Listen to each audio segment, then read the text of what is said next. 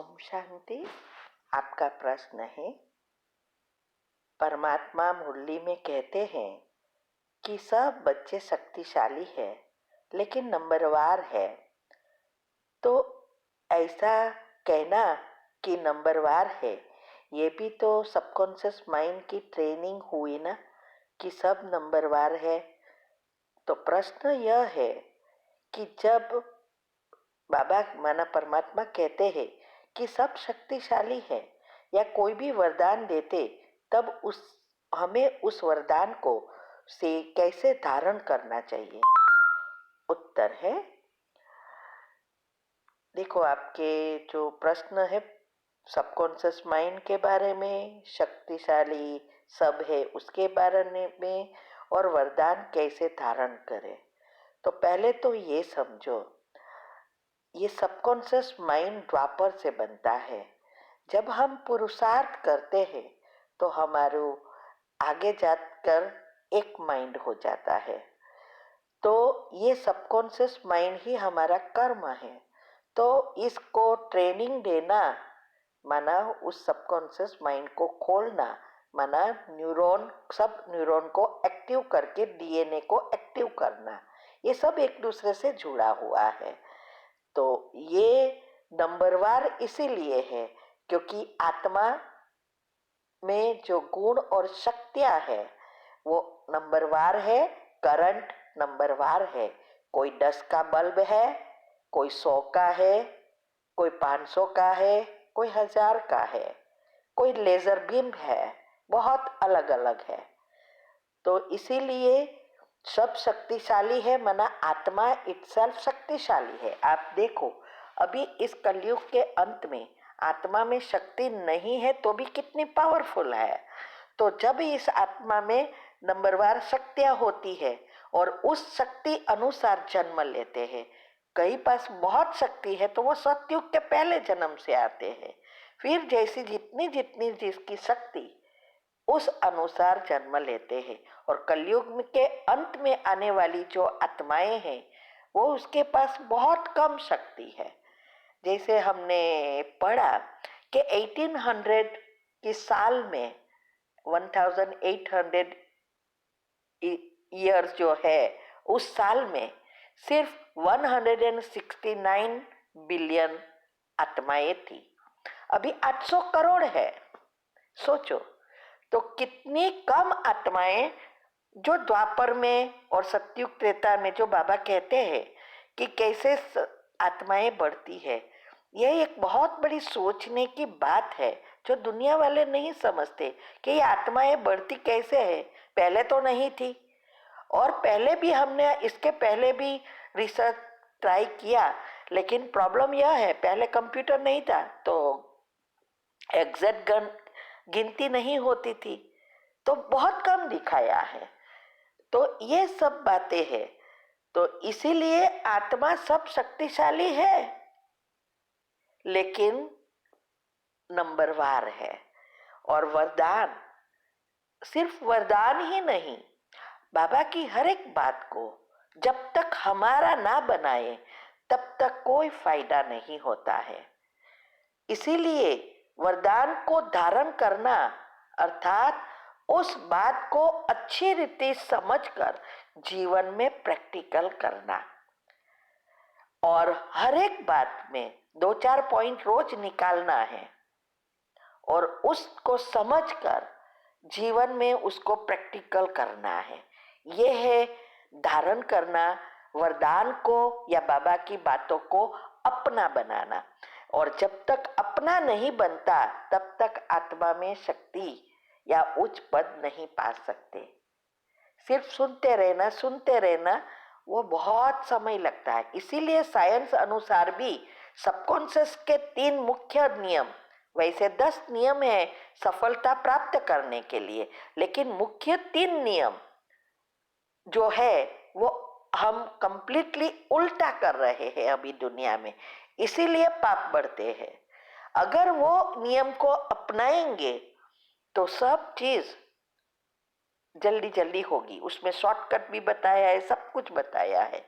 तो ये एक है सुनना पढ़ना, फिर उसको समझना, समझकर जीवन में धारण करना और फिर स्वरूप बनना, ये 4 अलग अलग प्रोसीजर है। सब एक ही करते हैं फर्स्ट वन, और इसमें ही सब नंबर पढ़ते हैं, ये चारों में कौन कितना जाता है। ठीक है। ओम शांति। का प्रश्न है, दे दान तो छूटे गहन, विकारों का दान करने की विधि क्या है? उत्तर है, विकारों का दान करना अर्थात हमारे अंदर जो भी अवगुण है, जो भी पाप कर्म है, वो समाप्त करना। Check and change every day.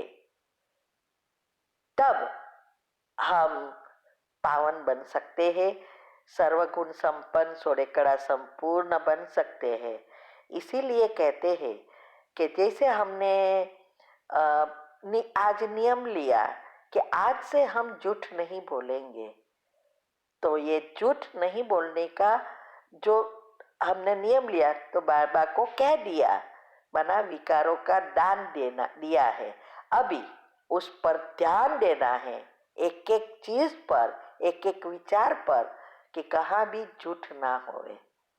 ये है दे दान छूटे ग्रहण। इसलिए बाबा कई बार कहते हैं, कई बच्चे ले देते हैं फिर ले लेते हैं, माना नियम करते हैं, पुरुषार्थ करते हैं, लेकिन उसके जो ओरिजिनल अभी जो अवगुण बन गए हैं वो जाते नहीं हैं, ऐसे की वैसे हो जाते हैं। कभी गद्दे का भी मिसाल देते हैं कि गद्दे को कितना भी साफ करो फिर मिट्टी में वो घिसेगा और गंदा हो जाएगा। ऐसे ही बाबा कई बार कहते हैं कि योग से, ज्ञान से रोज श्रृंगार करते हैं, और फिर ये मिट्टी रूपी जो हमारा शरीर है, उस शरीर के भान में आकर सब आत्मा का श्रृंगार बिगाड़ देते हैं। सब जो भी उदाहरण देते हैं आत्मा के प्योर करने का ही है। तो विधि हमने सब बताई है, इस विधि से ही आप सिद्धि प्राप्त कर सकेंगे। ओम शांति। आपका प्रश्न है, ब्रह्मा बाबा को प्रजापिता क्यों कहते हैं? क्या हम सभी ब्रह्मा बाबा द्वारा उनकी प्रजा बनेंगे? जबकि शिव बाबा तो हमें राजयोग सिखाकर राजा रानी माना लक्ष्मी नारायण बनने का लक्ष्य देते हैं, ये समझना है। उत्तर है, प्रजापिता का अर्थ यह है, इस सृष्टि का हरेक आत्माओं का पिता वह है। वो पालनहार उसको कहते हैं ना, सबकी पालना करता है, क्योंकि वो स्थापना ब्रह्मा बनकर स्थापना करता है, तो विष्णु बनकर पालना करता है।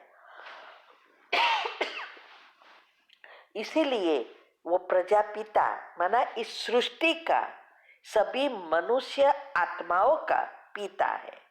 और शिव बाबा सिर्फ आत्माओं का पिता है, शरीर का नहीं। इसीलिए शिव बाबा आते हैं, वो सिर्फ लक्ष्य देकर सिखाते हैं, लेकिन किसके द्वारा? ब्रह्मा द्वारा। तो आत्माओं का पिता शिव बाबा और शरीर का पिता ब्रह्मा बाबा, इसीलिए। ओम शांति। आपका प्रश्न है, मेरी जेठानी एक देवर से बहुत ज्यादा बात करती है, व्हाट्सएप मैसेज भी होता रहता है, उसका थोड़ा लगाव है देवर से, ये सब मेरी स्थिति को हिलाता है। मैं क्या पुरुषार्थ करूं? बाहर कुछ भी हो मुझे कोई फर्क ना पड़े, और मैं कैसे इन सब चीजों से पे रिएक्ट करूं? बहुत हलचल होती है।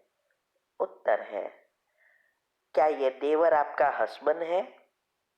अगर आपका युगल है तो बात अलग है, अगर आपका युगल नहीं है तो फिर उसके बारे में क्यों सोचते हो? इसीलिए ये जो तीव्र पुरुषार्थ ग्रुप में जो हमारी ऑडियो 12 आती है, एक के एक धारणाएं उसमें बताई है कि कैसे हमने की, वो करना है। सुनते हुए नहीं सुनो, देखते हुए नहीं देखो, ये अवस्था बनानी है।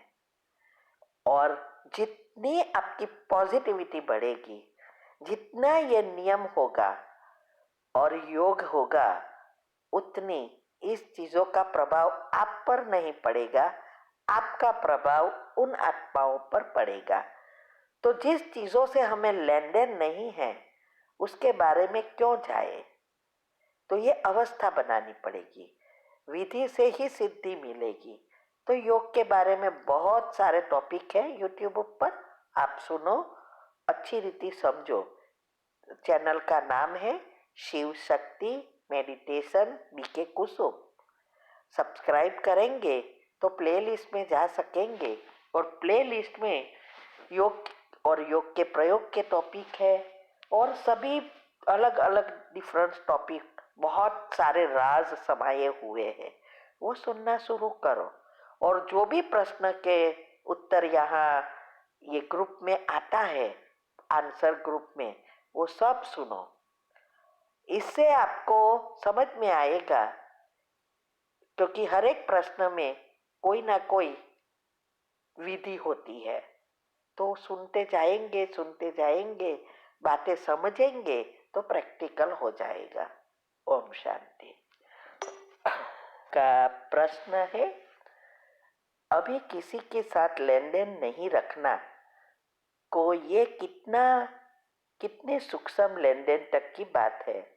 अगर हम स्थूल में लेते नहीं, पर किसी जरूरतमंद या छोटे बच्चे जो रिलेटिव पाड़ोस में हैं, उनके कोई खाने आदि की चीज भी नहीं देना है? उत्तर है, ये कर्म की गति बहुत सूक्ष्म है। हमारे संकल्प कर्म हमारे संकल्प से ही कर्म बनते हैं। आप कर्म की गुह्य गति के जो टॉपिक मैंने आध्यात्मिकता के रूप से बहुत सूक्ष्म में बताया है, वो सब सुनो और अच्छी रीति उसको समझो। तो स्थूल चीजों में भी जरूरियातमंद को पहले परखना पड़ेगा। इसीलिए कहते हैं पात्र देखकर दान करना है। अगर जरूरियातमंद है लेकिन उसकी बुरी आदतें हैं और वो बुरा यूज करते हैं पैसे का, तो हमारा पाप कर्म बन जाता है। आज आप देखेंगे जितनी आत्मा गिरी हुई है, माना कड़े कर्म के वजह से वो ऐसी भोग रही है, उसकी आदतें बहुत बुरी है। तो इसीलिए कभी कभी भिखारियों को पैसा ही चाहिए, खाना पीना नहीं चाहिए। तो हमें पात्र देखकर देना है। और दूसरे ये रिलेटिव पड़ोस वाले, ये सब जरूरियातमंद नहीं है, वो फिर देह अभिमान है, उसको देने से फिर से कर्म बनते हैं। ये बहुत चीजें सूक्ष्म है। इसीलिए अगर आपको किसी को देना ही है और निस्वार्थ है दान, तो क्यों ना बाबा के यज्ञ में लगाए।